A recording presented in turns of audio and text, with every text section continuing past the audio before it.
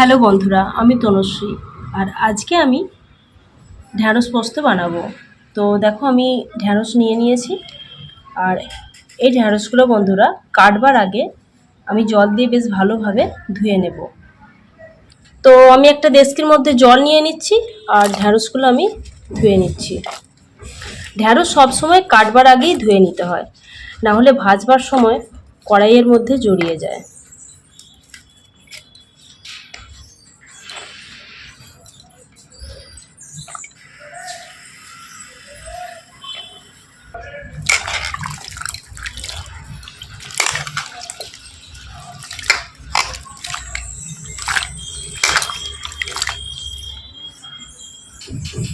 জলটা ঝারিয়ে নেবার জন্য আমি একটা চুবড়ির মধ্যে ঢ্যাঁড়সগুলো তুলে রাখছি।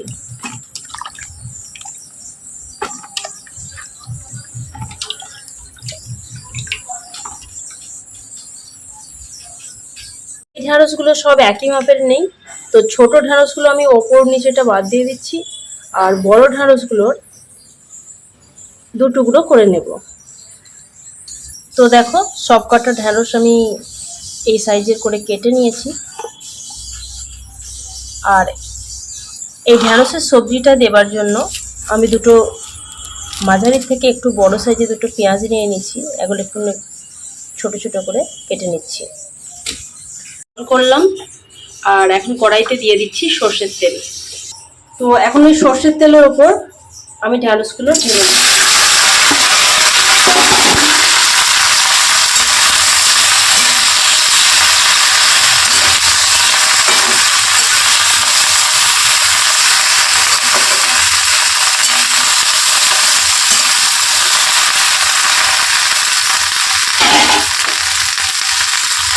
কষতে কষতে আমি একটু লবণ দিয়ে দিচ্ছি, 1 চামচের মতো।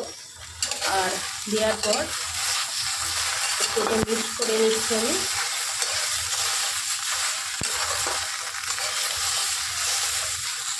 দেখো, ঢ্যাঁড়সটা আমার কষা হয়ে গেছে আর আমি একটা অন্য জায়গার মধ্যে তুলে নিচ্ছি।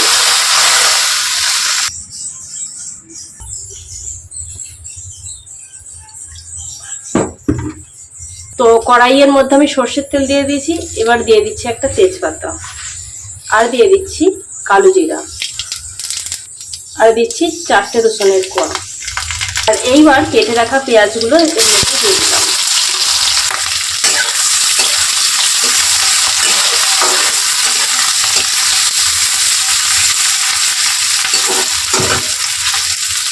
তো পেঁয়াজটা আমার ভাজা হয়ে গেছে।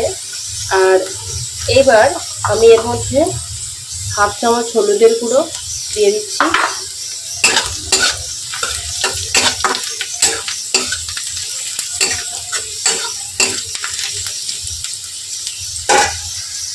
আর পরিমাণ মতো লঙ্কার গুঁড়ো দিচ্ছি।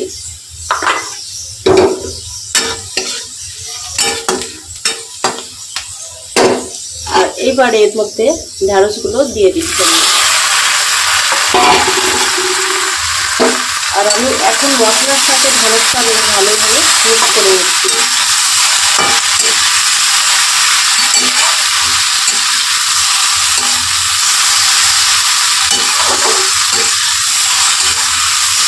তো মিক্স হয়ে গেছে।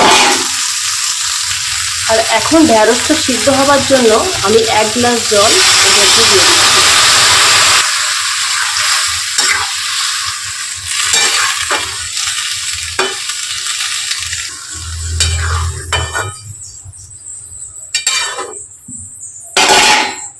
আর এখন আমি পরিমাণ মতো লবণ দিয়ে দিচ্ছি।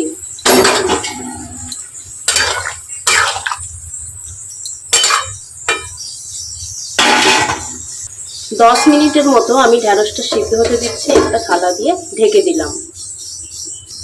আর এই সময়টার মধ্যে আমি পোস্তটা বেটে নিচ্ছি। এতে কয়েকটা গোলমরিচের দানা দিয়ে দিচ্ছি আর একটা লঙ্কা দিয়ে দিচ্ছি, শুকনো লঙ্কা। তো পোস্তটা আমার পেস্ট হয়ে গেছে। 10 মিনিট হয়ে গেছে আর আমি এখন ঢাকনাটা খুলে দেখে নিচ্ছি ঢ্যাঁড়সটা সিদ্ধ হয়েছে।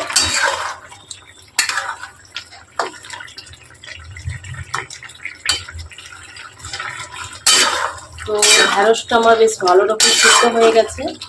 আর আমি এর মধ্যে বেটে রাখা পোস্তটা দিয়ে দিচ্ছি।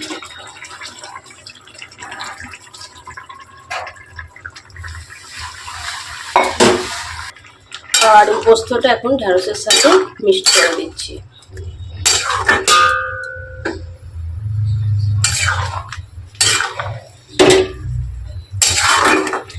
আর পোস্তটা দেওয়ার পর মাত্র 1 মিনিটের মতো আমি সবজিটা ফুটতে দেব।